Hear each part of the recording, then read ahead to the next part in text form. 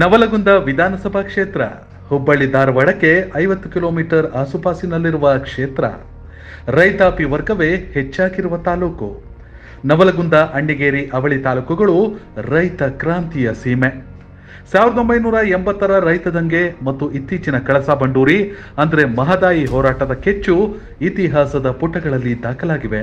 1979-80ರಲ್ಲಿ ಬರಗಾಲದಿಂದ ತತ್ತರಿಸಿದ್ದ ನವಲಗುಂದ, ನರಗುಂದ, ಸವದತ್ತಿ ಭಾಗದ ರೈತರು ಸರ್ಕಾರದ ಬೆಟರ್ಮೆಂಟ್ ಸುಂಕ, ನೀರಿನ ಕರ ನಿರಾಕರಣೆ ಮತ್ತು ತಮ್ಮ ಕೃಷಿ ಉತ್ಪನ್ನಕ್ಕೆ ಯೋಗ್ಯ ಬೆಲೆ ಬೇಡಿಕೆ ಇಟ್ಟು ಬೀದಿಗಿಳಿದಿದ್ರು.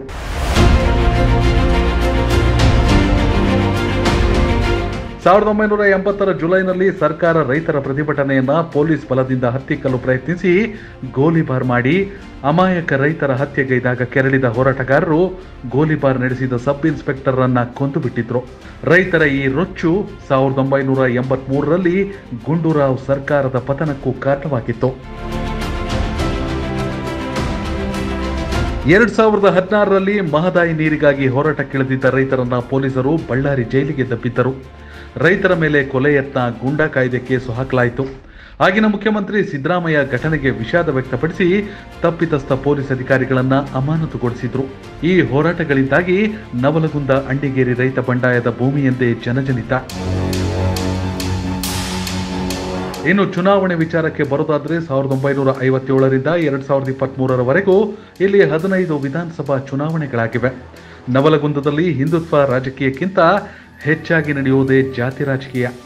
ಮೊದಲ 8 ಚುನಾವಣೆಗಳಲ್ಲಿ ನವಲಗುಂದದಲ್ಲಿ ಲಿಂಗಾಯತ ಸಮುದಾಯದ ಪ್ರಭಾವ ಹೆಚ್ಚಾಗಿತ್ತು. ಕಾಂಗ್ರೆಸ್ ಮತ್ತು ಅದರ ಪ್ರಬಲ ಎದುರಾಳಿ ಅಭ್ಯರ್ಥಿಗಳು ಲಿಂಗಾಯತ ಕೋಮಿನವರಾಗಿರುತ್ತಿದ್ರು. 1994ರಲ್ಲಿ ಬಂಗಾರಪ್ಪನವರ ಕೆಸಿಪಿಯಿಂದ ಶಾಸಕರಾಗಿದ್ದಂಥ ಕುರುಬ ಜನಾಂಗದ KN ಗಡ್ಡಿ ಗೆದ್ದ ನಂತರ ಆ ಸಂಪ್ರದಾಯ ಬದಲಾಯಿತು. 1994ರ ಬಳಿಕ ಕ್ಷೇತ್ರದ ಜಾತಿ ಸಮೀಕರಣ ಬದಲಾಗಿದ್ದು ಪಂಚಮಸಾಲಿ ಲಿಂಗಾಯತ ಹಾಗೂ ಕುರುಬರ ಪ್ರತಿಷ್ಠೆಯ ಜಿದ್ದಾಜಿದ್ದಿನ ಅಖಾಡವಾಗಿದೆ ನವಲಗುಂದ. 1957ರಿಂದ 2023ರವರೆಗೂ ಇಲ್ಲಿ ಕಾಂಗ್ರೆಸ್, ಬಿಜೆಪಿ, ಕೆಸಿಪಿ ಮತ್ತು ಜೆಡಿಎಸ್ ಅಭ್ಯರ್ಥಿಗಳು ಗೆಲುವು ಸಾಧಿಸಿದ್ದಾರೆ.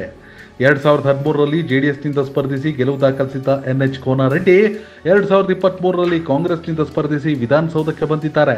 ಹಾಗಾದ್ರೆ ನವಲಗುಂದ ಶಾಸಕರ ಕಾರ್ಯವೈಖರಿ ಹೇಗಿದೆ? ಶಾಸಕರ ಕೆಲಸದ ಬಗ್ಗೆ ಇಲ್ಲಿನ ಮತದಾರರು ಏನಂತಾರೆ? ಹಾಗೆ ಕ್ಷೇತ್ರದ ಅಭಿವೃದ್ಧಿ ಬಗ್ಗೆ ಶಾಸಕರ ಸಂಕಲ್ಪ ಏನು ಅನ್ನೋದನ್ನ ನೋಡೋಣ ಕನೆಕ್ಟ್ ಕರ್ನಾಟಕದ ಈ ಎಪಿಸೋಡ್ನ MLA ರಿಪೋರ್ಟ್ ಕಾರ್ಡ್ನಲ್ಲಿ.